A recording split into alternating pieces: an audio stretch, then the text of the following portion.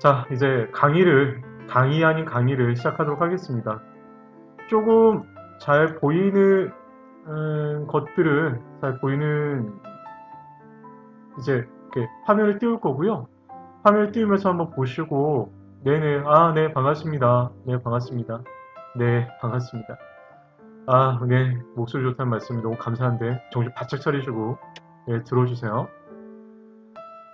지금 이제 금방 띄워드린 이제 그 PPT 한 장은요, 기본적으로 이제 제가 만든 게 아닙니다. 이거는 그 소위 말해서 이제 교육 공무원들이 방과후 가이드라인 북을 만들면서 만든 장표들이고요.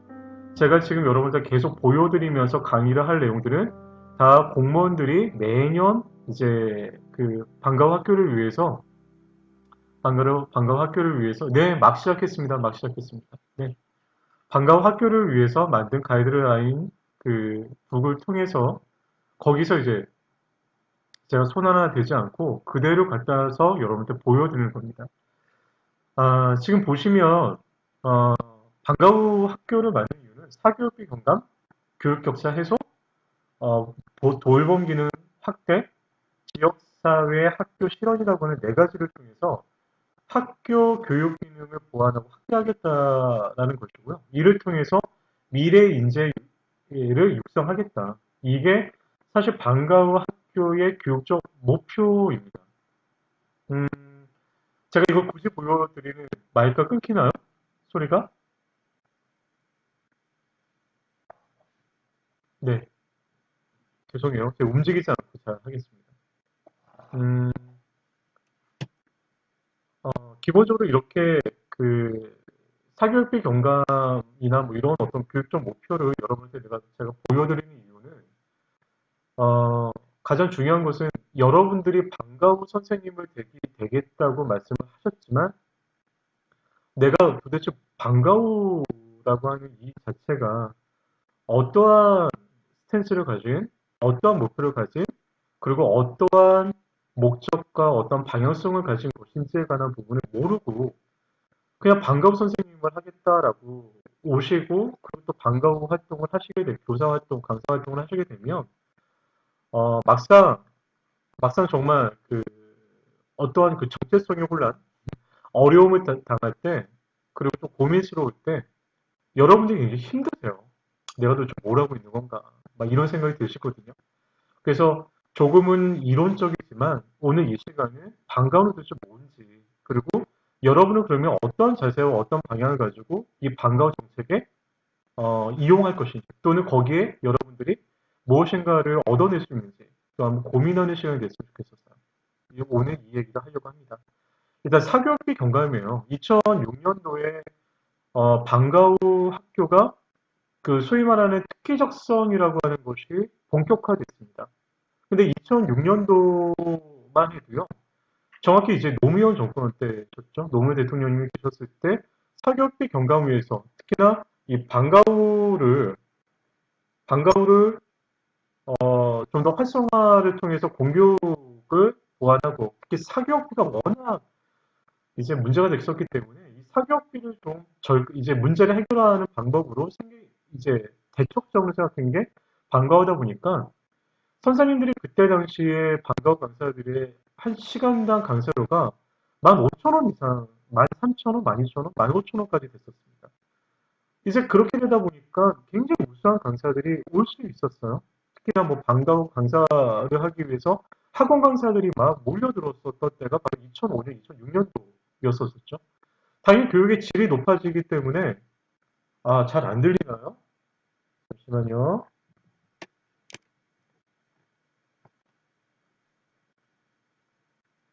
저희가 방송이 이다 보니까 그렇습니다. 계속 테스트를 했을 때는 좋았는데 어, 지금도 끊기나요? 여러분? 소리 상태가 안 좋아요?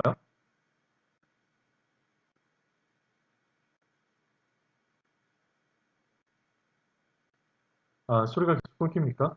아, 잠시만요. 저희 매니저가 손을 좀 보고 있습니다.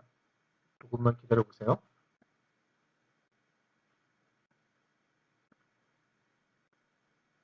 매니저님, 소리가 끊깁니다.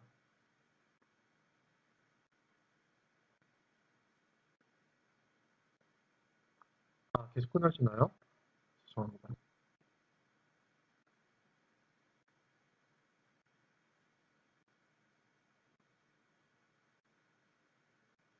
제가 이 마이크를 끄고 할게요. 하나를.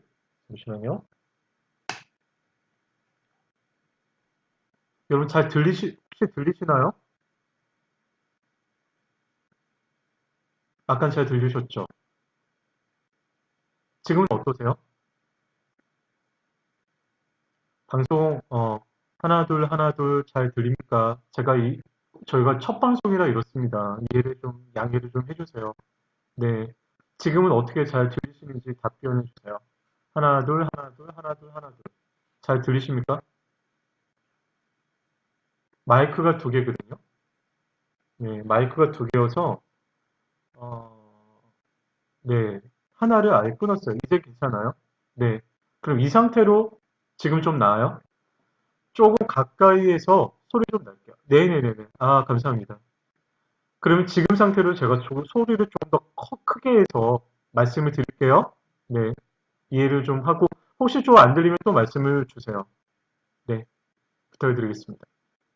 네네네. 감사합니다. 네. 어, 그 사교육비 경감에 관한 부분까지를 드렸어요. 2006년, 2006년도에는 분명히 말씀드리지만 사교육비 절감이라고 하는 것이 굉장히 큰 목표였었어요. 근데 바로 옆에 있는 교육 격차 해소, 바로 옆에 있는 돌봄 기능의 확대라고 하는 게 있죠. 어느 순간서부터 이명박 정권 끝나고 나서 그리고 박근혜 대통령께서 오셨을 때 모든 대통령들이 첫 번째 공약이 특히나 교육과 관련되어 있는 특히 초등학교와 관련되는 공약의 교육과 관련되는 공약의 첫 번째가 뭐 첫 번째까지는 아니겠죠. 방과후입니다.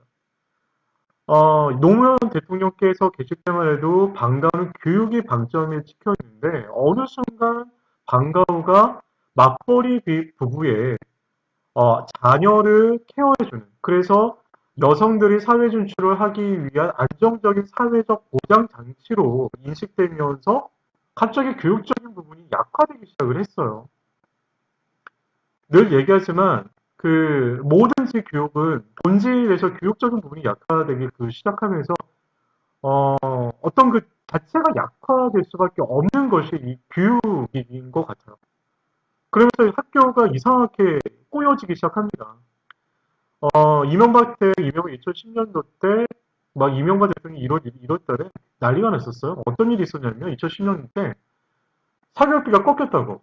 대한민국 건국 이래. 그 이유가 방과후 때문이라고. 굉장히 막 난리가 난 적이 있었습니다. 근데 사교육 쪽에 있었던 사람은 모두 다 알았어요. 방과후 때문에 사교육비가 꺾였겠습니까? 애들이 죽은 거죠. 애들이 줄고, 사교육비에 관한 부분에 있어서 가장 큰 문제는 우리 엄마들이, 인식이 변한 거죠. 아이들을 막 다그쳐서 좋은 대학에 보내겠다, 좋은 성적 올리겠다는 인식에서 조금 아이가 행복하게 좀 공부했으면 좋겠다, 행복하게 살았으면 좋겠다라는 생각으로 엄마들의 생각이 변한 거죠. 2010년서부터. 그러면서, 방과후도 물론 이거 담당했겠지만, 사교육이 꺾였죠. 어, 또 먹먹하게 들려요, 소리가? 제 소리가 먹먹한 거 아닐까? 아, 네. 일단은 계속 한번 조금만 좀 참아봐 주세요. 계속 손을 보고 있으니까요. 그리고 또 하나, 이제 그런 현상이 있다. 그리고 또 하나, 지역사회 학교 실현입니다. 지금 마을 학교 나오죠, 여러분. 마을 학교라는 것, 여러분들 얘기 들으셨죠? 서울에 있는 9개 학교, 9개 구청들 중에 한두 개, 그 구청을 정해서, 그 구청 내에 있는 지역에 있는 어떤 단체들을 활용해서 마을 학교를 만들려고 합니다. 근데 이거를 이미 경기도 쪽에서 이미 하고 있죠. 꿈의 학교라고 해서. 그거를 이제 서울시 교육청이 이제 차용을 한 거죠. 보시는 것처럼 이 사교육비 경감, 뭐 교육자 해소, 돌봄 기능 확대, 지역사회 학교 실현 이런 얘기들이 실은 공무원들이 아주 옛날에 만든 것임에도 불구하고 하나하나 실현되고 있어요. 하나하나 얘네들이 만들어가고 있다는 것이죠. 우리가 그러면 어떻게 방과가 갈지, 어떤 식으로 또 발전해 갈고 어떻게 변화될지도 사실 공무원 애들 얘기가 얘를 귀를 기울여야 돼요. 예. 그래서 오늘 우리가 방과후에 관련되는 부분이 어떻게 확대되고 어떻게 이제 나아갈지 그리고 그러면 우리는 어떻게 해야 될지에 관한 부분도 이 공무원들이 만든 가이드라인 북을 통해서 우리가 힌트를 얻을 수 있습니다. 그래서 그거 하나하나 한번 말씀을 드려보도록 하겠습니다. 일단 정체성입니다. 까놓고 얘기해서 방과후 공교육 안에 들어가는 있으나 실은 공교육이라는 게 뭔가 이거 사실 인터넷에서 이렇게 얘기하면 나중에 칼 맞을지도 모르는데 저도 초등학교, 중학교, 고등학교, 대학교까지 대한민국에서 있습니다만 우리나라의 공교육이라고 하는 것이 어, 아예 그냥 살벌하게 말한다고 한다면 너 어느 대학 갈 수 있어? 라고 하는 라이센스 주는 것이고 그걸 위해서 준비하는 기간인 것 같아요. 외람되지만 물론 인성교육도 합니다. 근데 그 사교육이라는 게 뭔가요? 결국 그 공교육의 라이센스를 받는 그 가운데 조금 더 좋은 대학, 조금 더 좋은 대학을 통해서 조금 더 좋은 회사를 가고 좀 더 윤택하고 행복하게 살아가야 되는 어떤 기반을 만들어주는 것? 그러기 위해서 남들보다 좀 더 많은 순위에 올라가게 좀 더 높은 성적을 거둘 수 있게끔 하는 것? 그거 사교육 아니겠습니까? 근데 우리 방과후가 그런 공교육과 사교육의 어떤 역할을 담당할 수 있는가? 사실 안 그렇거든요. 예, 가장 뭐 핵심적인 내용을 이제부터 시작하는 거니까요. 네, 계속, 예, 하겠습니다. 그러니까 결국 사교육과 공교육하고 다르다는 거예요. 공교육의 그냥 일부분도 아니고요. 그냥 사교육도 우리가 하지 않아요. 영어 할 아이들이, 1분 동안 뭐 하고 싶죠? 예, 그냥 계속 봤어요. 어, 사교육하는 아이들, 사교육 갈 아이들은요, 방과 안 합니다. 그냥 방과후 할 아이들만 방과후 해요. 네. 완전히 다른 시장이라는 거죠. 그러니까 공교육도 사교육도 아닌 우리만의 것이 있다라는 것을 절대 잊지 마셔야 돼요, 여러분. 우리는 뭐 그냥 사교육의 일부야, 또는 뭐 공교육의 일부야. 결코 이런 생각을 가지시면 안 된다는 거예요. 여러분 스스로가 분명히 독자적인 무엇인가를 가지고 있다는 것을 여러분이 기억하셔야 됩니다. 그게 가장 중요한 것 중에 우리의 스스로의 핵심 중에 하나예요. 아까도 말씀드렸죠. 교육으로 시작을 했습니다, 방과후가. 근데 예초서부터 방과후는 돌봄이라고 하는 기능이 있어요. 지금은 현재 방과후 교실이 끝나고 나면은 돌봄 교실이 있지만, 실은, 과거에는 그런 게 아예 없었었죠. 근데 지금은 교육이라는 것에 돌봄이라는 것이 너무나 중요합니다. 그래서 학교들마다 여러분들 계약서에 아예 학교 지도까지 계약서 안에 집어넣는 학교들이 있어요. 그리고 안전관리 당신이 다 책임져라. 아이들 다치면 안 된다. 그런 거 다 방과후 강사가 해야 된다라고 이야기하는 그런 학교들이 너무나 많습니다. 여러분들 그거 아셔야 돼요. 결국 방과후에 지금은 교육뿐만 아니라 돌봄이라고 하는 안정적인 것까지도 반드시 해야 된다. 라는 것을 잊어먹으시면 안 됩니다. 반드시 아셔야 돼요. 그리고 또 하나의 정체성. 사실 특징이죠. 방과후의 특징이라고 한다면 이겁니다. 특기적성 진로. 특기적성이죠. 방과후하면 특기적성이라고 합니다. 특기적성 과목, 특기적성 과목이라고 하는데 제가 그 진로라고 하는 것을 빨갛게 칠해놨습니다. 진로는 제가 만든 거 아니에요. 방과후의 정체성을 공무원들이 만들 때서부터 방과후는 특기와 적성과 진로라고 하는 것에 관한 부분을 담당하는 것이 방과후다라고 이야기를 합니다. 여러분들 아마 이런 얘기를 또 처음 들어보시는 분도 있으실 겁니다. 방과후는 아이의 진로, 미래 꿈, 직업, 진학까지도 아이들이 경험할 수 있는 가장 좋은 프로그램이기도 해요. 뭐 솔직히 얘기해서 여러분들이 대학교를 들어가실 때 대한민국에서 대학교 전공을 언제 선택합니까? 수능 원서 쓰는 날, 그날 아이들 전공 결정하잖아요. 아이의 꿈이 그 수능 점수 받는 그날 그냥 결정되지 않습니까? 원서 쓰는 날? 그 과가 뭐 하는지, 뭘 가리키는지도 모르면서 아이들이 쓰죠. 저도 마찬가지입니다. 저도 제가 대학을 갔을 때 그 과를 제가 선택했던 그 전공이 뭘 가리키는지도 몰랐었어요. 그런데도 저는 그냥 그 과를 선택을 했고 갔습니다. 그리고 거기에 맞는 회사를 갔고요. 그 학교, 그 회사에서 그 전공 업무를 했어요. 근데 그게 나한테 맞는지도 몰랐어요. 그런데도 그냥 했어요. 그게 행복한가요? 행복하지 않잖아요. 우리가 그 중학교, 고등학교 또는 초등학교 때 여러분이 다니실 때 단 한 번도 여러의 꿈에 관한 부분, 진로에 관한 부분에 심각하게 고민할 수 있었던 기회를 학교가 준 적이 있나요? 아니면 사교육이 준 적이 있나요? 유일하게 줄 수 있는 것이 하나 있습니다. 그게 반가움입니다, 여러분. 이런 얘기하니까 굉장히 감동적이죠.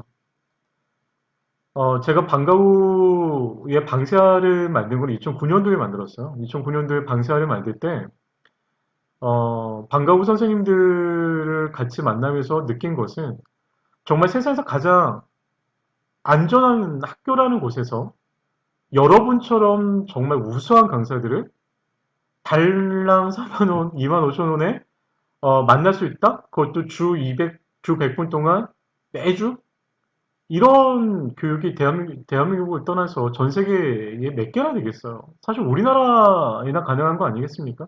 중국도 방과후 교육한다고 하죠. 학교 내에서 합니다. 예, 공산국가이기 때문에 뭐 다 하더라고요. 예, 거기에 한번 어떻게 들어가 볼까 했더니 공산국가이기 때문에 절대 외부에 있는 교육 프로그램이 학교에 들어갈 수 없다고 하더라고요. 결국 밖에 나와야 되는 학원식의 방과후가 있는 거고요. 학교 내에서 하기는 합니다만 양질의 프로그램입니다. 중국도 굉장히 양질의 교육 프로그램 합니다. 거의 다 무료이기도 하고요. 사립학교 같은 경우는 엄청난 돈을 내야 되기도 합니다. 우리처럼 이렇게 좋은 프로그램들을 이렇게 싼 금액으로 받을 수 있는 데는 대한민국밖에 없어요. 근데 이럼에도 불구하고 방과후에 관한 정체성은 이제 다시 한번 고민을 하자면 공교육과 사교육도 아니라는 거죠. 또 뭔가요? 교육 안에 돌봄이라는 게 들어갈 수밖에 없다라는 것. 그리고 우리가 늘 얘기하던 특기적성에 반드시 진로라는 것이 들어간다는 것. 즉 아이의 꿈과 아이의 비전, 아이의 진학과 관련되어 있는 직업과 관련되어 있는 부분이 대한민국의 교육 중에 정말 뻥 뚫려 있어요. 이것을 메꿀 것은 누구다? 방과후다라고 하는 생각을 가지셔야 됩니다. 이것은 여러분의 향후에 떤 방과후 학교 취업 전략하고도 맞닿아 있어요. 어떤 선생님들과 요리를 합니다. 선생님이 요리를 하시는데 어, 정말 심각하게 얘기하면 한 50대 되실 거예요. 서류 심사만 해도 제가 볼 때. 그런 다른 선생님들과 요리를 가지고 나를 부각할 수 있는 유일한 법은 뭘까요? 바로 진로라는 거죠. 미래의 요리사, 미래의 셰프, 미래의 식물과 관련, 또 식품과 관련되어 있는 미래의 어떤 꿈을 꿀 수 있는 아이들을 만들어낼 수 있는 난 그런 선생님이 되겠다. 난 그런 프로그램입니다.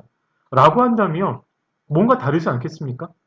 여러분이 아마 그런 생각을 가지시고 접근하셔야 될 겁니다. 네. 너무 총칙이 길면 여러분 재미없겠죠? 이제부터 이제 개괄적인 내용들입니다. 도대체 어떻게 방과후 학교는 운영되고 있고 어떤 식으로 뽑고 있는가. 이것이 여러분한테 굉장히 중요하기도 하고 사실 다 아시는 내용이죠. 네.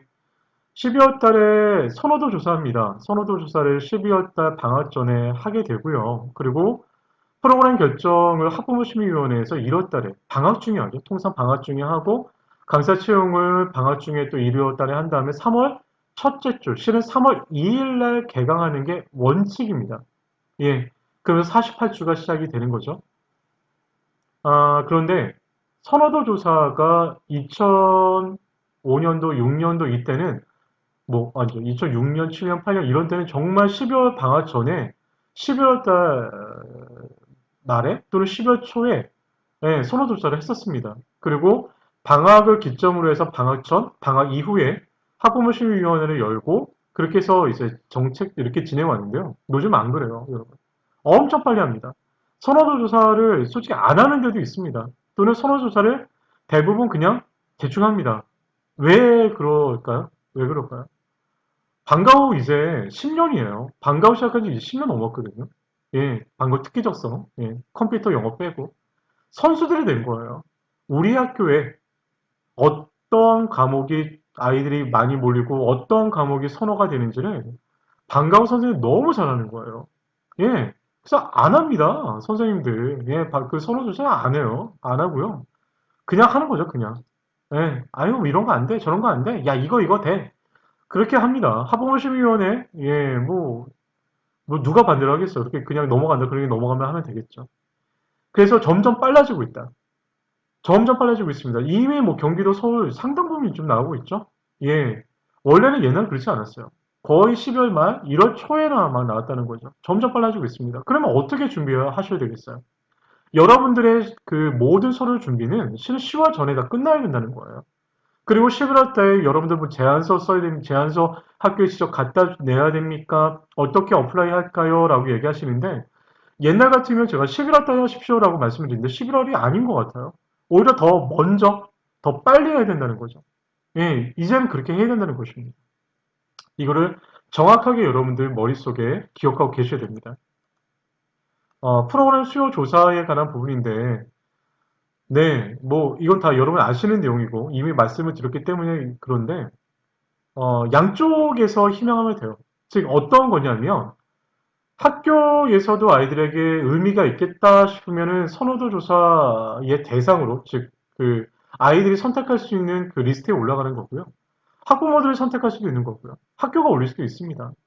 결국 그 방과후 담당 선생님의 주관적인 부분이 이 안에 분명히 들어갈 수 있어요. 얼마든지 이런 부분에 있어서는 뭐 소위 말하는 교장 라인 누구 안 타도 얼마든지 할 수 있거든요. 어필만 잘하면. 그래서 학교를 찾아가는 게 중요합니다. 저는 그렇게 했어요.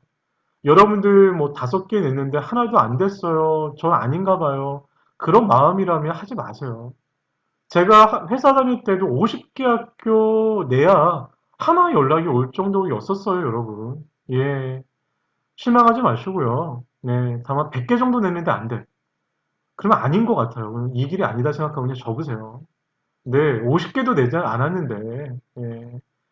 뭐 이거 가지고 뭐 안 된다 저는 이렇게 생각하시면 안 됩니다, 여러분. 예. 반드시, 예. 한번 해보셔요. 네.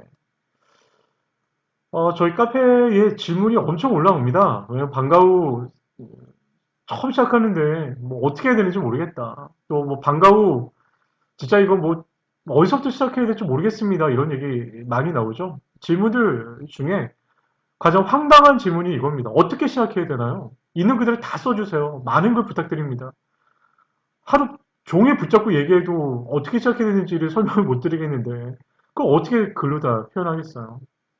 무슨 과목을 선택해야 되나요? 아, 참, 그, 이거 방송에서 들어도 되는지 모르겠습니다. 물론 그 선생님은 저, 아, 별풍선, 여기 아프리카 TV가 아닙니다, 여러분. 별풍선은 없습니다. 네, 네. 별풍선 주지 마시고요. 네. 구독을 해주시고요. 여기에 붙는 광고를 많이 이렇게 읽어주시면 돈이 저한테 온답니다, 여러분. 예. 그런 거 꼭 해주세요, 나중에. 네네네. 예, 제 말씀 계속 이을게요. 어떤 분이 그 30대 초반이셨어요. 이제 그 전공은 어문학 계열, 뭐 이탈리아어를 하셨는데 자격증은 독서 논술을 하셨어요. 근데 하고 싶으신 과목은 요리예요. 그럼 어떻게 하세요? 예, 그럼 어떻게 하셔야 되나요? 가장 이게 답답한 거죠. 어, 이렇게 시류를 쫓아가시는 분이 있고 불안하신 거죠. 예, 시작하실 때 이제 그거 다 이해합니다. 근데 나중에도 말씀을 드리겠으나 예, 여러분들이 가장 고민하는 게 과목 선택이라는 건 잘 압니다. 네. 하지만 가장 자신 있는 걸 하셔야 되는 거고요. 또다시 올라오는 가장 많은 그런 그 질문들 또 찾아본다면 자격증을 따야 하나요? 어떻게 해야 되나요? 벌써 100만 원 긁었습니다. 뭐 한자로 시작되는데 어디 또 100만 원 긁었는데 환불이 되나요? 취업 시켜준다고 긁었는데 얘네들이 전화했더니 안 받아요. 막 이러죠. 네. 제가 때때마다 올리는데요. 학원들 자격증 학원들은 결단코 여러분을 취업을 시켜주지 않습니다. 그리고 취업을 시켜주겠다고 여러분들에게 이야기를 하고 자격증을 따게 하는 곳은 고발하세요, 여러분. 고용노동부에. 예, 그거 다 불법입니다, 여러분. 말도 안 되는 거예요. 해줄 수 있는 능력도 없을 뿐더러 그런 것으로서 여러분에게 이야기를 해준다는 거는 말도 안 되는 거짓말이에요. 불법입니다, 여러분. 하지 마셔야 됩니다. 자격증에 관한 얘기는 나중에 할게요. 강사 자격에 관한 부분도 뒤에서 말씀을 드리겠습니다. 결국 이런 많은 질문들이 있습니다. 왜 이런 질문이 있느냐 하면 저희 방세아가 사실 굉장히 많은 선생님들이 오시는 이유 중에 하나겠지만 결국 정보들이 다 이렇게 뭐라고 해야 되나요? 이렇게 절단되어 있어요. 단절되어 있고 폐쇄되어 있습니다. 왜 폐쇄시키겠어요? 여러분. 폐쇄하고 여러분들 잘 몰라야 여러분들은 이용해 먹기 편하죠. 피 쪽쪽쪽 빨아먹고 돈 쪽쪽쪽 빨아먹기 편하잖아요. 그래서 자꾸 이렇게 모든 정보들이 폐쇄되어 있고 일방적으로 막 여러분 네이버에 방과후 강사 치면은 정말 위에서도 밑에까지 다 그냥 업체들이 올려둔 그런 글들이잖아요, 여러분. 그럼 왜 그러겠어요? 그래서 참 답답하고 안타까워요, 여러분. 자꾸 막 그런 말도 안 되는 데에 들어가고. 그나마 방세아에서 막 글을 보고 궁금해하시는 여러분들은 그나마 다행인 거죠. 예, 참 그런 안타까움이 있습니다. 가장 궁극적인 여러분의 질문에 관한 부분을 먼저 답을 드리기 전에 여러분들에게 스스로에게 먼저 첫 질문을 하라고 늘 말씀을 드려요. 왜 방과 후 하세요, 여러분? 예, 사실 가장 좋죠.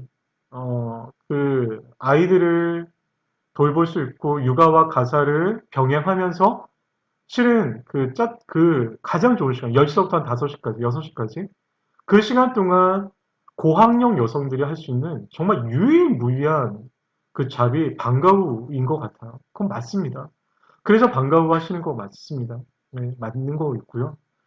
하지만 이것은 가르치는 일입니다. 분명히 아이들을 이게 교육자로서 쓰는 겁니다. 물론 학교에 있는 우리 정규직 선생님들은 방과 후가 뭐 그렇게 대단한 일이야? 라고 말씀하시는 분들 분명히 있습니다. 제가 위탁도 하는 거 아시죠? 제가 위탁하려고 작년에 올 초에 막 어느 송파에 있는 모 초등학교에 갔는데 제가 이 얘기를 막 했습니다.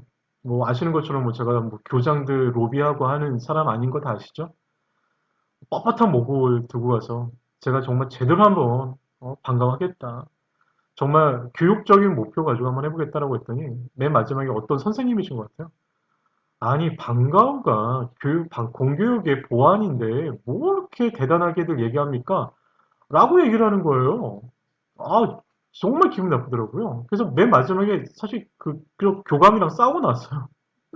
안 하겠다고. 아, 됐다고. 당신네 학교는 안 하겠다고. 그러고 나왔어요, 실은. 예, 제가 사실 꼴통입니다. 예, 여러분 잘 모르시겠지만. 방과후에 관한 부분은 첫 번째 여러분을 가르치는 겁니다. 예, 선생님으로서 금방 말씀하신 것처럼 정말 아이들을 가르칠 수 있는 정말 그런 마음과 준비가 되어 있는가? 내가 그런 사람인가? 자격증 하나 따가지고 일주일에 한 두 개, 막 한 달에 뭐 두 개씩 따가지고 자격증 한 두 개 땄으니까 나 이제 선생님 해야 되는데 나 선생님 어떻게 하죠?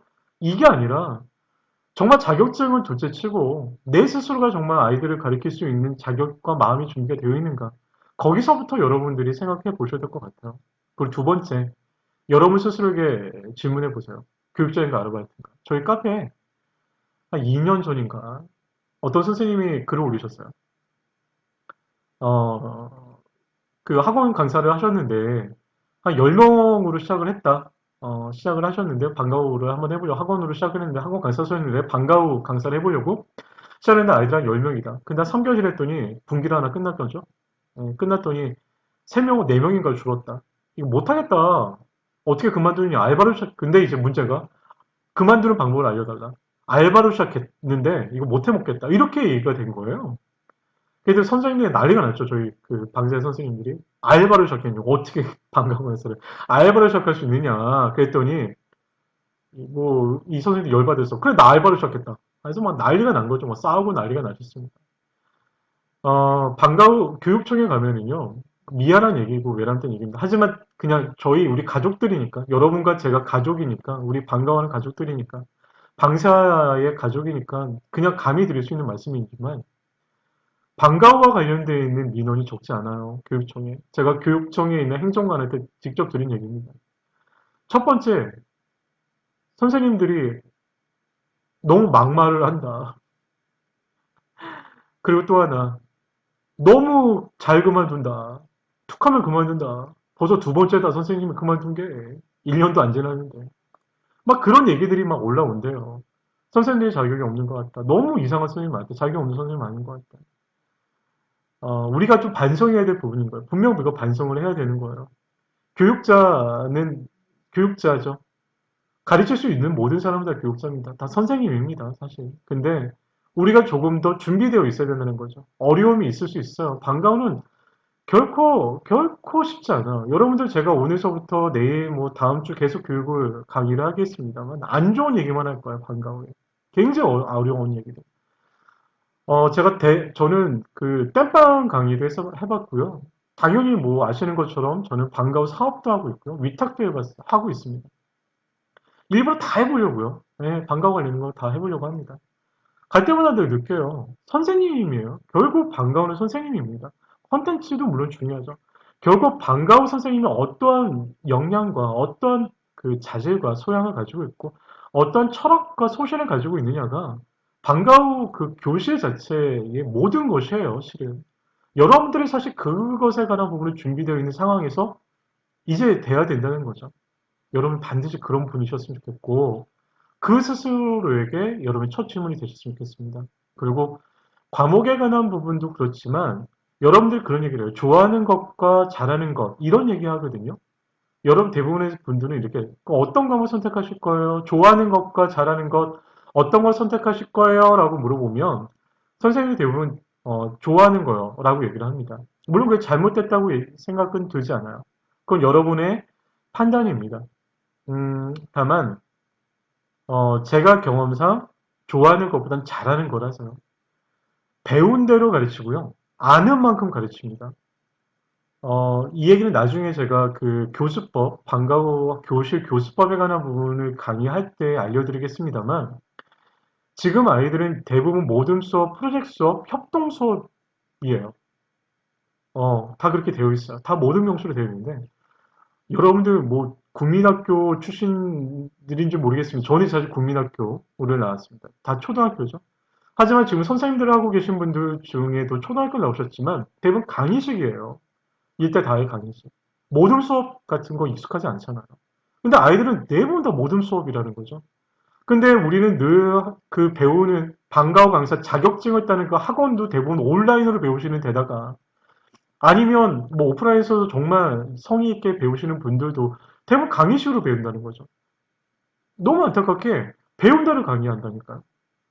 네, 그게 한계가 와요. 그래서 여러분들에게 계속 말씀드리지만 배운 대로 가르치기 때문에 가능하다고 한다면 잘하는 것으로서 여러분의 과목을 선택하면 어떨까라는 생각은 듭니다. 다만 이거는 제 개인적인 생각이기 때문에 여러분에게 강요는 하지 않습니다. 자, 이 그림 잘 안 보이시죠? 잘 안 보이시는데 좀 키워볼까요? 제가 좀 한 번만 좀 키워볼게요. 제 얼굴 가리더라도. 네, 보이시죠? 이게 뭐냐면 어, 학교에 그 선생님들 그 채용할 때 채용 그 배점표입니다. 예, 보시는 것처럼.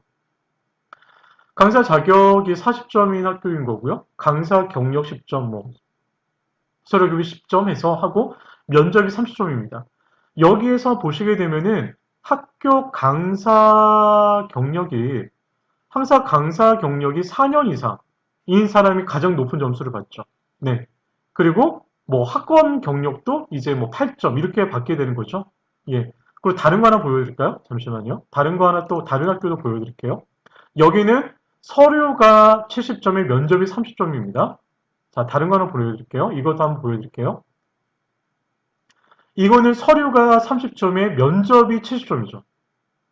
자, 이거를 왜 보여드리냐면 학교가 5,600개인가요? 5,200개인가요? 우리나라에? 네, 초등학교가. 근데 학교마다 다 다르다고 생각하시면 돼요. 학교마다.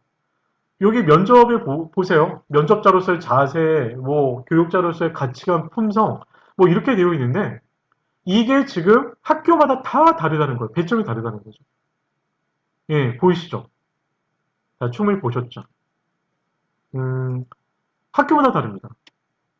결국 5,200개, 5,600개의 초등학교가 다 자기들만의 재량적인 그 선생님을 선발하는 기준을 가지고 있다라는 거예요. 그래서 어디가 맞느냐, 뭐 난 경험이 없는데, 경력이 없는데 나는 못하는 겁니다. 못하는 건가요? 나는 경력이 많은데, 난 뭐 늘 붙을 수 있는 거죠? 아니에요. 전혀 아니에요.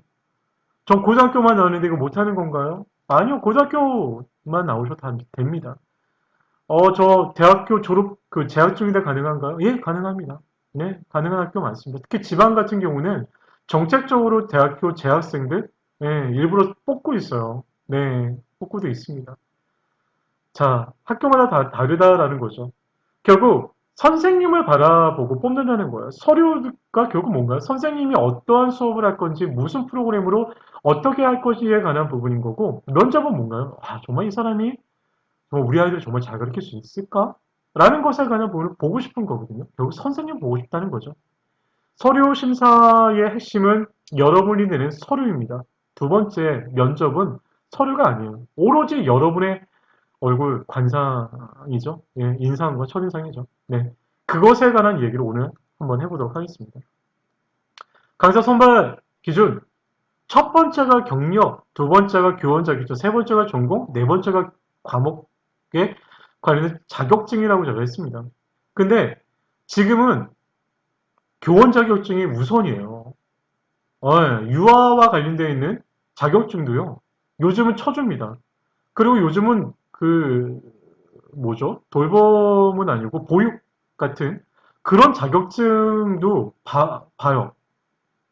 왜 보냐면 하도 선생님들이 이 중간에 그만둬 버리는 분들이 많다 보니까 그리고 자꾸 민원이 발생되니까 그나마 학교에서 교원 자격증이나 어떤 이런 교육적인 부분을 충실히 한 분들은 그나마 좀 낫지 않을까라는 생각들을 학교가 자꾸 갖는 거예요. 그래서 교원 자격증을 봅니다. 예, 옛날하고 전혀 달라. 옛날에는 정말 말씀하셨던 대로 좀 경력이 우선이었었어요. 근데 경력이 없으셔도요, 교원 자격증이 있으시거나, 특히 이게 중등이어도 상관없습니다. 이런 교육 자격증을 가지신 분들을 우선으로 막 해요. 예, 그렇게 하고 있습니다. 그리고 경력입니다. 경력 어쩔 수 없어요. 예, 학교 경력이 우선입니다. 그거는 우리가 알고 시작하는 거잖아요. 학교 경력 우선적으로 쳐준다는 것은. 그 다음 학원 경력도 쳐줍니다. 그리고 당연히 경력이라고 하는 것을 그 경력 증명서가 입증된 것만 해줍니다. 예, 해주는데, 뭐, 그래서 자꾸 막 엉뚱한 그 이상한 그 학원들이 뭐 돈 한 10만 원 주게 되면은 그 경력 증명서 막 띄워주거든요. 이런 거 하지 마세요. 양심을 속이면서까지 그런 걸 하지 마세요. 특히 그런 거 해주겠다고 하는 학원은 절대 가지 마십시오. 그건 뭐 사기꾼 조직이지. 그게 어디, 뭐 교육하는 사람들 만드는 대로 어떻게 그런 일을 해요. 하지 마세요. 충분히 다 해낼 수 있습니다, 여러분. 예. 그리고 전공이에요. 이제는 전공과 무관한 어떠한 그 과목을 아무리 이거 그 자격증 가졌다 하더라도, 전공과 무관한 과목도 있겠죠. 예, 전공과 전혀 무관하게 할 수 있는 과목들이 있겠지만, 전공의 식품 영양학이나 요리, 조리와 관련되어 있는 전공을 하신 분이 요리와 관련되는 자격을 따고 거기에 따라서 여러분한테 학교에 어플라이 하면 그것을 인정해주는 분위기예요. 분명히. 예. 저 또한 선생님들을 그 면접 보지 않습니까? 당연히 그런 분들을 우선적으로 뽑을 수밖에 없어요. 예. 이 얘기를 자꾸 제가 왜 하냐면, 자격증 따는데 너무 많은 돈들이 여러분이 쓰고 계세요. 제발 좀, 여러분 주변에 보시면, 생각보다 여성 그 공공기관, 뭐 서울시면 서울, 부산이면 부산, 광주면 광주, 각각 지자체들 위주의 어떤 여성 공공기관들이 너무 많고요. 거기에서 방과후와 관련되어 있는 자격을 딸 수 있는 그런 프로그램이 너무 많습니다. 20여만 원, 뭐 30만 원 이렇거든요. 그리고 저희 카페에서도 하지만 싼 데 많아요, 여러분. 어? 그런 데 쓰세요. 자꾸 여러분 특히나 아이들을 가르치는데, 결국 아이들을 가르친다는 것은 아이 컨택과 스킨십입니다. 스킨십이 없고 아이 컨택이 없는 온라인으로 어떻게 아이들을 가르치는 기능을 배우는 건가요? 예? 저는 뭐 그런 거 한 번도 본 적이 없는데, 제가 물론 그분들을 무시할 수는 없습니다. 그분들도 다 그거로 먹고 사는 분들을 제가 어떻게 할 수는 없습니다만, 그런 것에 자꾸 돈을 몇백만 원씩 쓰는 거는 정말 말도 안 된다고 저는 생각합니다. 하지 마세요, 여러분. 예. 주변에 싼데, 예. 그리고 수료증과 자격증 뭐 구무됩니까? 뭐 얘기하는데, 제가 봤을 때 학교에서는 아무 관심이 없어요. 예. 제가 아시는 학군이 학군이 분들이 한두 명이겠습니까? 뭐, 한 시간 전에 선생님들, 그 학원위 위원들 모아놓고, 60개, 80개 되는, 100개 되는, 이뤄서 딱 준 다음에 검토해주세요. 라고 하는데, 거기에서 무슨, 자격증을 땄네요. 어디서 땄네요. 뭔 관심 있겠어요. 보지도 못해요, 여러분. 자격증이 핵심이 아닌 것 같아요. 제가 아무리 봤을 때. 다만, 제가 이런 얘기하면 다 세상 물정 모른다고 합니다. 옆에 있는 사람은 자격증이 세 개인데 나는 하나인데 당연히 차이가 나죠. 라고 얘기를 하죠. 예, 맞습니다. 그건 우리가 만들어낸 프레임이에요. 우리 스스로가 그걸 만들었다니까. 아니죠. 우리 스스로가 아니라 학원들을 이렇게 만들어 버렸죠. 거기에 또 우리는 한 거고요. 쫓아간 거고요. 어쩔 수 없어요, 지금은. 다 있으니까. 그 대신 싼 거 하시라고. 예, 정말 할 수 있는 걸 하시라고요. 예, 너무 자격증에 관한 얘기를 오래 끌었네요. 예, 다른 얘기 할게요, 이제. 강사 자격입니다. 네, 강사 자격입니다. 강사 선발 과정에 관한 부분을 말씀을 드렸고요. 이러이러한 채점표로 제가 보다 거의 하고 있다라는 것인데, 강사 자격 여러분 다 아는 것처럼, 예, 고등학교 이상이면 다 할 수 있습니다. 지금 제가 알고 있는 분도 고등학교만 나오셔서 고등학교 졸업하신 이후에 10년 이상 지금 방과 후 강사 하시는 분도 많이 있으세요. 또 많이 봤습니다. 학력이 중요한 건 아닌 것 같아요. 다만, 까놓고 얘기해서 석사 굉장히 많습니다. 석사도 굉장히 많고요. 외람되지만 박사분들도 있어요. 예. 유학 갔다 오신 분, 영어들은, 영어 과목들은 대부분 다 유학 갔다 오셨고, 또 언어 연수 정도 안 갔다 오신 분들은 아예 영어에서 서류 심사를 통과 못할 정도죠. 물론 아닌 분들도 있을지 모르겠습니다만, 그 정도로 실력 있는 분은 뽑습니다. 학력이 너무 높아요. 제가 옛날에 그 회사 다닐 때 중국어와 관련되어 있는 사업을 했었는데, 그때 이제 그 중국어 선생님들 이로써 내지 않겠습니까? 내면은요, 거기에서 이제 상대편, 이제 경쟁자들 보게 되면, 청와대에서 중국어 통역하셨던 분도 방과후에서 하시겠다 오셨던 분이 있으셨어요. 대박이죠. 그 정도로 학력과 경력이 높으신 분들이 많습니다. 네. 하지만, 할 수 있다. 네. 세상에 뭐 어떻게 하겠습니까? 나는 핫거리 한대요. 나는 가방끈이 짧아요. 그래서 저는 안 되나 봐요. 저는 안 되는 건가요? 예. 그렇게 생각하는 것 자체가 안 되는 겁니다. 그렇게 생각하지 마세요. 할 수 있다. 뭔가 해볼 수 있다. 이런 생각 가지셔야죠. 그렇죠? 예. 정답이 없습니다. 5,200개 학교라고 계속 말씀드리죠. 네. 이 지금 보여주는 모든 PPT는 아까 말씀드린 대로, 모두 말씀드린 대로 공무원들이 만든, 예, 교육청이 만든 가이드라인, 방과 후 가이드라인 북에 있는 내용을 그대로 여러분한테 보여주고 있다라는 내용인 거고요. 가장 중요한 장표들만 제가 보여드리고 있어요. 옛날에 제가 오프라인에서 강의했던 이 장표들을 다 메일로 보내드렸었긴 했는데, 그냥 가이드라인 북 보셔도 돼요. 네, 굳이 제가 보내드린 것 보지 않으셔도 됩니다.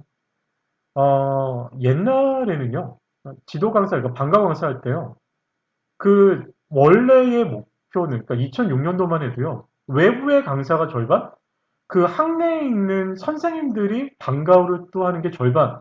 거의 그랬었던 것 같아요. 뭐 학교에 따라 다르겠지만 그 학교 내에 있는 선생님들이 방과후 하도록 하는 게 정책 중에 하나였었습니다.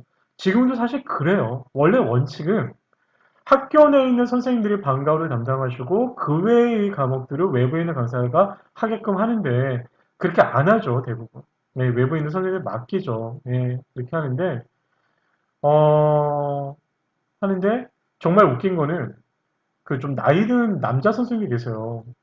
당연히 물론 뭐 교대에서 이제 전공이 이제 그 테니스 뭐 이렇게 운동이셨는지 모르겠는데 배드민턴을 가르치시는데 막 반이 막 40명, 80명씩 되시는 거예요. 그러니까 이분이 갑자기 축구도 하시는 거예요. 그러니까 거의 160명씩 가르치시면 매달 아이들 3만 원씩 받고 그걸 하셨어요. 그런데 그분이 축구를 하실 때 기존에 하셨던 축구 선생님이 방구 선생님이 계셨거든요. 그분 내쫓고 그럼 정말 말도 안 되는 일이 벌어지기도 합니다. 네, 정말 재밌죠. 네, 방금 재밌습니다. 누구나 할 수 있다. 누구나 할 수 있다. 라고 생각해요, 여러분. 예, 그렇게 생각합니다. 강사 자격증 이제 드디어 나왔네요. 강사 자격증 나오는데, 여러분들 잘 안 보이시죠? 좀 키워볼까요? 예, 제 얼굴을 가리고 보여드리는데, 자, 방과후와 관련되는 국가공인 민간 자격, 국가공인 자격증이 없어요, 여러분. 네, 다 아시죠? 이제 이 정도는 다 아시죠? 저희 방세아가 만들어서 몇 가지 정말 방과후 이 시장에 큰 아주 이득을 담는 것 중에 하나가 몇 가지가 있는데, 뭐, 제 자랑인 것 같아서 얘기는 안 하겠습니다만, 그 중에 하나가 이 방과후 강사 자격증입니다. 네. 제가 방세아 2014년도에 본격적으로 저희가 방세아를 만들 때, 그때 정말 제일 싼 게 50만 원, 60만 원, 진짜 기본적으로 150만 원씩 했었습니다. 자격증 하나 따는데. 그러면서 다 뭐라고 했는 줄 아세요? 방과 후 자기네들 거 해야지만 방과 후 강사 될 수 있다고. 정말 말도 안 되는 거죠. 정말 말도 안 되는 것들, 말도 안 되는 얘기를 하신 거죠. 민간 자격증 없어요. 민간 자격증밖에 없어요, 여러분. 그리고 민간 자격증 작년에 난리 났어요. 인천에서, 윈천에서. 민간 자격증에 그 고용노동부에, 예, 등록되어 있다고 막 거짓말 쳐놓고 나서, 그리고 나서 실제로 선생님 그것을 믿고서 자격증을 땄는데, 공인 자격증에 등록도 안 되어 있는 것들이 있었던 거죠. 그래서 선생님들이 막 선생님 자격을 잃어버려가지고 다 그냥 내쫓긴 적이 있었죠. 여러분 기억나시는지 모르겠습니다. 민간 자격증 하실 때요, 여러분. 반드시 그 고용노동부, 기억이 잘 안 납니다만, 그 민간 자격증 등록 여부를 확인할 수 있는 그 사이트가 있어요. 그 사이트 가서 확인해 보시고요. 그리고 또 하나, 계속 말씀을 드리지만, 돈 들여서 하지 마세요, 여러분. 그리고, 뭐, 인터넷 강의를 업으로 하시는 그 학원분들 정말 죄송합니다. 예. 정말 힘들면 어쩔 수 없죠. 인터넷 사실 다 좋은데, 근처에 집 가까이 계신 공공기관에서 하는 데를 적극 활용하세요, 여러분. 예. 그게 여러분들한테 굉장히 도움이 되실 거라고 저는 생각하고요. 그게 쌉니다, 여러분. 예, 쌉니다. 그리고, 결국, 기초적인 걸 배우고 나서, 그리고 자격증은요, 자격이 끝이라고 생각하시면 절대 안 됩니다. 자격증은 시작일 뿐이에요. 그냥, 하나의 정말 말 그대로 자격? 어플라이 할 수 있는 자격? 하나 얻었다고 생각하시고요.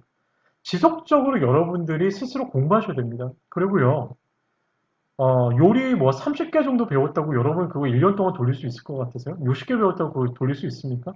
그럼 내년에 또 하고 나시려고요? 결국은 여러분들 스스로 여러분들만의 컨텐츠를 만드셔야 돼요. 여러분들만의 컨텐츠를 만드는 게 가장 핵심입니다.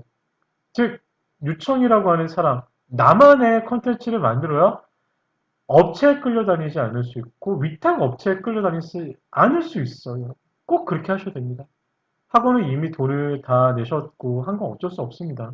이제서부터 여러분들 그 끝이 아니라 여러분 스스로 하셔야 돼요. 그러면 어떻게 해야 돼요? 여러분들이 세미나 하세요. 저희 방세아에 계속 그 세미나 하겠다, 뭐 같이 하자 이런 거 좀 올려보세요. 계속 올리시잖아요. 선생님이 올리시면 많이 계시던데 적극적으로 홍보하세요. 어느 지역 뭐 예를 들어서 뭐 안산에 어디에서 어서 선생님끼리 한번 모여봅시다. 뭐 이런 것들 한번 해봐요. 네. 자격증 필요해요, 여러분. 자격증이 안 필요할 수가 없다니까? 우리끼리 다 그 프레임을 만들어 놨는데 어떻게 안 만들어? 하지만 자격증은 매일매일 따라다니지 마시라고요. 자격증은 적절하게 두세 개 땄으면 이제 그만하세요, 여러분. 네? 이제 그만 따시고요, 여러분. 이제 여러분들끼리 이제 하세요. 그리고 그 이력서가 두 페이지, 세 페이지 넘어간다 그래서 그 심의위원사를 볼 것 같죠. 예, 관심도 없습니다. 예. 학력, 전공, 어느 학교 했는지, 그리고 자격증 몇 개, 예, 그걸 끝입니다. 한 장 넘어가면 짜증납니다, 여러분. 예. 그것도 뒷장에 다 알려드릴게요. 제가 너무 열내고 있죠. 강사 선발 기준. 예, 여러분 이게 오늘 이야기하려고 하는 제가 두 가지를 얘기했거든요. 결국 여러분들 오늘 제 프로그램을 통해서, 이 방송을 통해서 듣고 싶은 게, 결국 어떤 기준과 어떤 방식으로 선생님을 뽑느냐인 거잖아요. 그래서 두 가지를 이야기할 겁니다. 네, 네.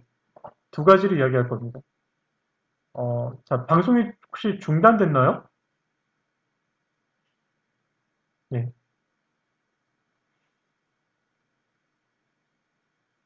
방송이 잘 되고 있나요, 여러분? 잘 들리시나요?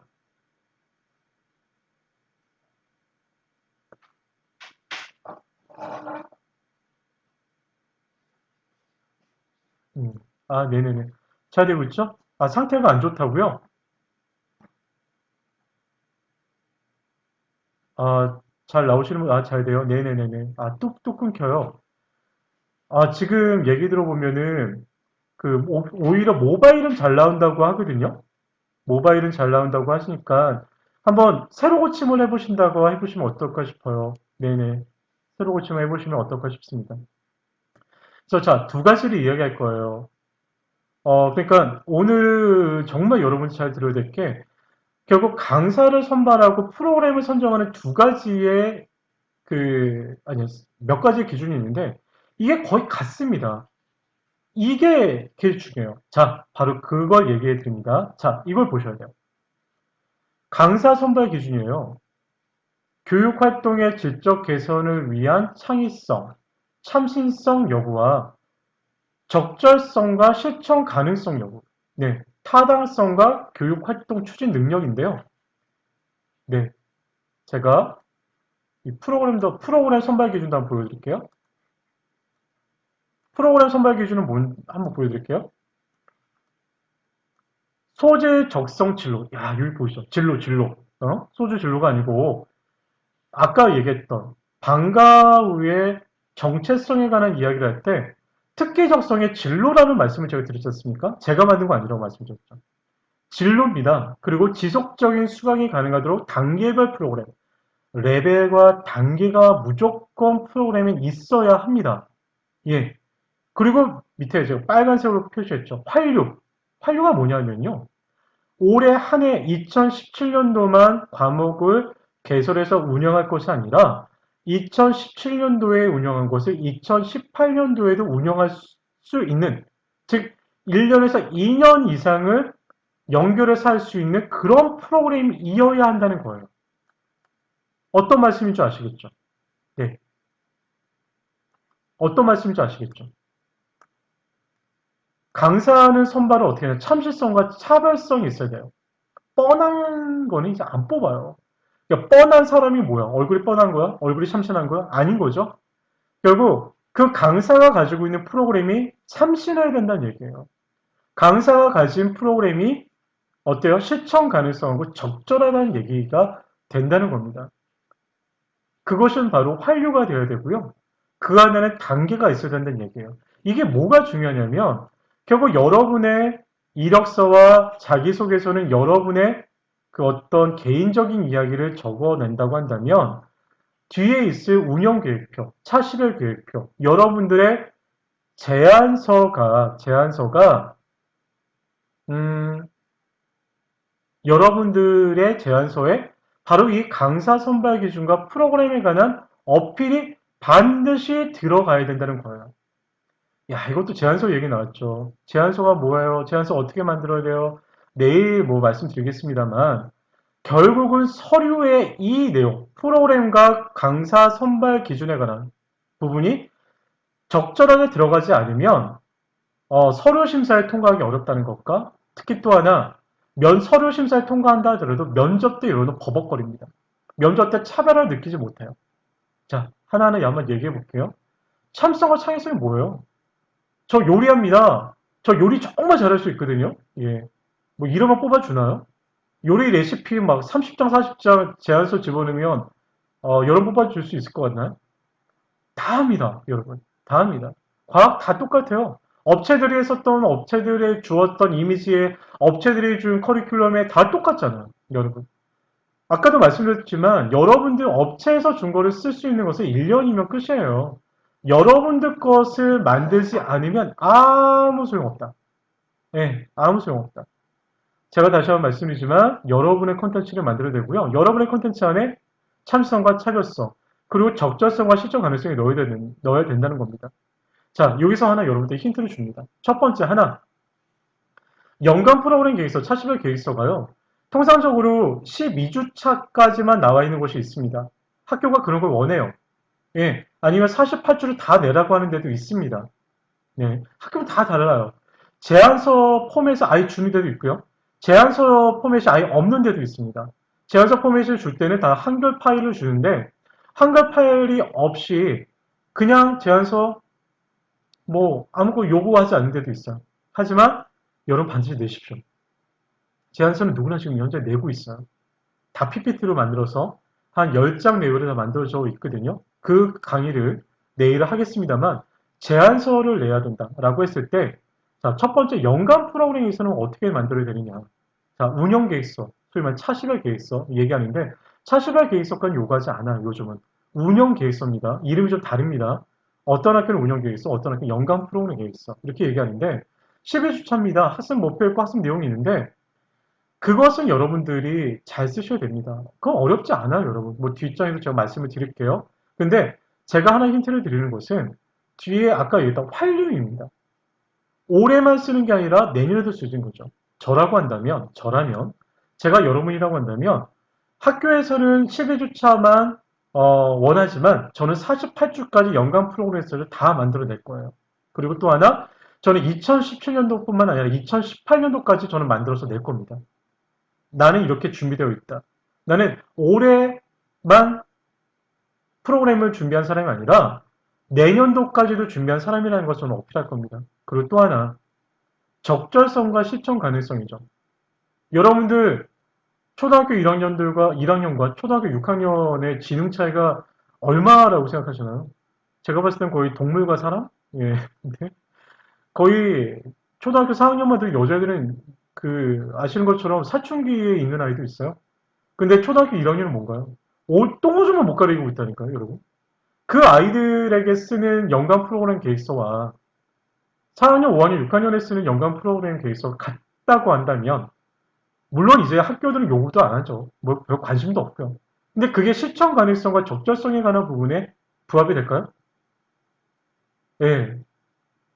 저라면 연간 프로그램에 있어도 48주를 만들고 2016년과 2017년도를 만들고 1, 2, 3학년과 4, 5, 6학년을 구분해서 만들 생각이에요. 저라면 그렇게 하겠습니다. 그게 강사 선발 기준과 프로그램 선발 기준에 있어서 기본적인 적정성과 실천 가능성의 핵심이기도 합니다. 또 하나 반드시 레벨이 들어가야 돼요. 그럼 요리는 다 똑같은데요. 뭐라고 해야 되죠? 지금 막 생각은 나지 않습니다만 평이한 것들이 있어요. 장기, 뭐 체스, 바둑, 물론 그것도 레벨이 있습니다. 레벨이 있는데요. 그런 프로그램들, 그 루틴한 부분들이 있어요. 그럼 어떻게 해야 되나요? 라고 질문하시는데 반드시 레벨이 있어야 됩니다. 즉, 그것을 만들어내는 건 여러분의 몫이에요. 1단계, 2단계, 뭐 입문, 뭐 도전, 뭐 프로, 뭐 1단계, 2단계, 3단계, 상단, 이렇게 하여튼 뭐든지 단계를 만들으셔서 그래야지 왜? 내년에도 우리가 할 수 있으니까. 내년에도 아이들이 또 만들어낼 수 있고 1분기 끝나고 나면 2분기가 기대되고 3분기가 기대되고 4분기가 기대될 수 있다는 것은 사실 이 프로그래밍도 마찬가지지만 아이들에게 어필하는 것도 마찬가지예요. 와, 너 레벨 올라갔어. 너 레벨, 야, 다음엔 너 레벨이 2야? 야, 이런 얘기 뭐 해야 되나요? 라고 생각하시죠? 우리만 이런 거 못하는 거예요. 아이들은요, 이미 게임에 젖어 있는 아이들입니다. 아이들은요, 레벨이 업돼야 돼요. 레벨업이 필요합니다. 그 레벨업 어떻게 해요? 우리 프로그램에 넣어야 된다는 것입니다. 반드시 그렇게 넣어야 한다는 것이에요. 그리고 정말 중요한 게 뭔가요? 진로라는 얘기가 저 안에 있죠. 진로를 어떻게 여러분의 프로그램 안에, 여러분의 여러분의 서류 안에 넣을 거예요? 예. 넣으셔야 됩니다. 반드시. 왜? 아무도 안 넣으니까. 여러분은 넣으시면 되잖아요. 그게 여러분의 핵심이잖아요. 봉투서부터 만드세요. 난 미래의 셰프를 만드는 그런 요리 교실. 미래 식품 영양학자를 만드는 요리 교실. 미래의 요리사를 꿈꾸는 아이들이 모여있는 요리 교실. 봉투서부터 여러분을 어필하시라고요. 제목서부터 여러분을 어필하시려고요. 하시라고요. 이력서라고 이력서 위에 쭉 적혀 있죠? 뭐라고 적으면 돼요? 그거 뭐 이력서 제목 바꾸면 뭐라고 욕하나요? 그걸 빨간색으로 칠하세요. 어떻게? 미래의 요리사를 만들어내는 꿈꾸는 요리사 누구누구. 오글거리시나요? 네. 그게 바로 여러분들이 진로라는 부분이에요. 과학은 너무 쉽죠. 미래 과학자를 만들어내는 과학교실을 네, 만들어내겠다. 수학이면 뭔가요? 미래 수학자는 아니겠지만 수리적인 그 미래의 꿈꾸는 괜한 얘기를 했네요. 수리는 생각이 안 납니다. 여러분이 한번 생각해 보세요. 네, 오늘 두 가지가 가장 핵심이에요. 여러 가지를 계속 말씀드리겠지만 이 강사 선발 기준과 프로그램 제가 계속 말씀드리죠. 공무원들은 공무원의 나름의 룸이 있어. 나름의 그 스탠스가 있습니다. 지들이 만들어낸 건 지들끼리 합니다. 분명히 이런 내용들 뭐 프로그램을 이렇게 뽑아주셔야 됩니다. 강사 선발 기준이 이렇습니다라는 거 하는 것을 한 시간 전에 학부모님들한테 줍니다. 그래서 줘서 이대로 뽑아주셔야 됩니다. 이런 얘기를 하거든요. 여기에 내가 합당한 사람이다라는 것을 하나하나 찝어서 보여주는 거였어요. 제가 이렇게 다른 과목을 운영하고 있고 저는 이런 프로그램 운영합니다. 그리고 저는 이런 적절하고 실전 가능한 방법을 쓰고 있습니다. 특히 학습 방법에 관한 부분을 어필하는 거는 굉장히 어려워요. 시키지 않고 물어보지 않는 한. 근데 이런 것들도 어떻게 해요? 우리 제안서에 다 넣을 수 있죠? 나는 이렇게 아이들을 지도할 것이다. 적절하게 할 것이다. 예, 그런 정말 재미있는 얘기들이 많은데 이런 얘기들도 뭐 두 번째, 세 번째 교실 그 강의 통해서 여러 번 말씀을 드릴게요. 자꾸 이렇게 하면서 두 번째, 세 번째 방송도 들으시라는 얘기로 계속 이렇게 낚시를 던지고 있습니다, 제가. 네.